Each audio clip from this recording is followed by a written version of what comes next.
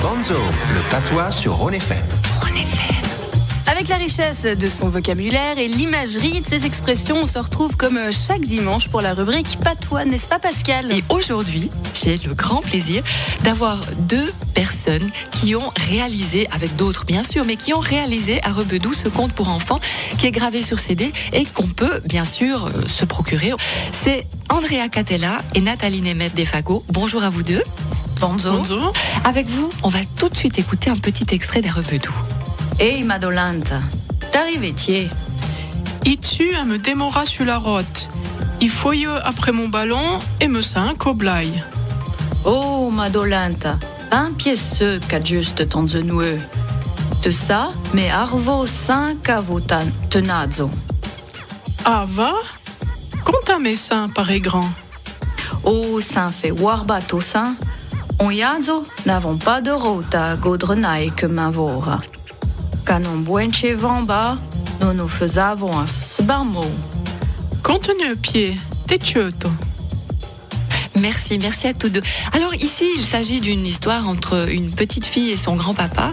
Et la petite fille est tombée. Alors le grand-papa la prend vers lui et il lui soigne son genou. Et le grand-papa lui raconte qu'il lui est arrivé la même histoire quand il avait son âge. Et puis il va lui raconter l'histoire. Voilà un petit peu le début de A Rebedou. Alors avec vous, on va découvrir que vous avez toutes deux appris le patois, que ce n'est pas votre langue maternelle et que aujourd'hui vous transmettez à des plus petits cet héritage du patois. On va peut-être commencer avec vous, Nathalie. Comment est-ce que vous êtes arrivée au patois ?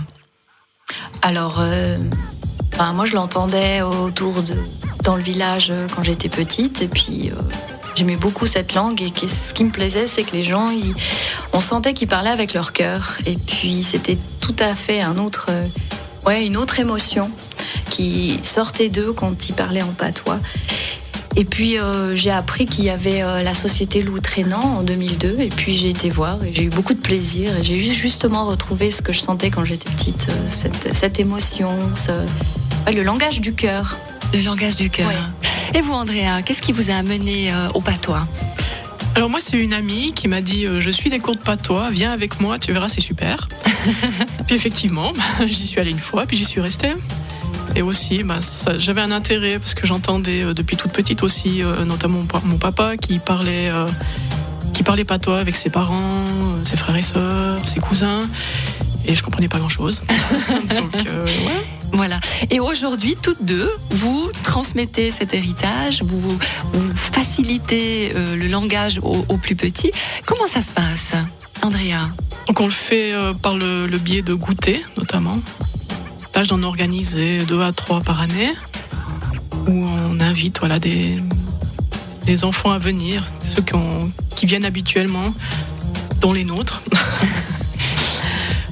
Et puis donc on fait ça à peu près sur 2 heures de temps, on organise des petits jeux, tout tourne autour du patois.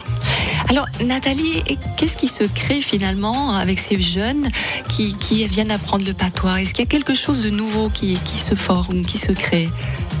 Alors on a commencé ça justement aussi avec nos propres enfants et venant maman, on s'est rendu compte qu'ils n'avaient aucun lien avec cette langue-là, la génération de nos enfants.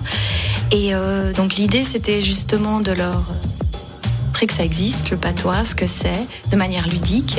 Et on s'est rendu compte qu'il y avait des enfants, qui avaient des grands-parents qui parlaient encore le patois, mais qui n'avaient jamais eu l'idée de le transmettre à leurs petits-enfants, parce que pour eux, c'était quelque chose qui appartenait au passé. Et ce qui est rigolo, c'est que ce sont justement les enfants qui viennent au goûter, qui vont retrouver leurs grands-parents, puis qui disent « Hé, grand-papa, tu sais, j'ai appris ça et tout ». Et ça éveille chez le grand-père ou la grand-mère l'intérêt de partager ça avec leurs petits-enfants. Et c'est une bonne surprise. On en est très fiers quelque part. Oui, c'est une belle surprise. Eh bien, bravo à vous deux de faire perdurer cet héritage. Moi, je vous propose, avant de nous quitter, encore quelques mots de vocabulaire du petit texte que vous nous aviez lu en introduction. Ma petite.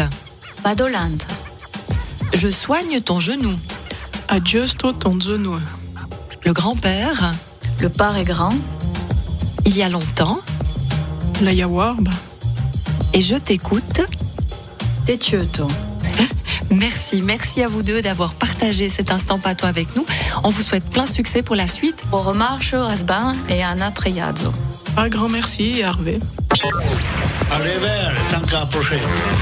Le patois sur Rhône FM. Rhône FM.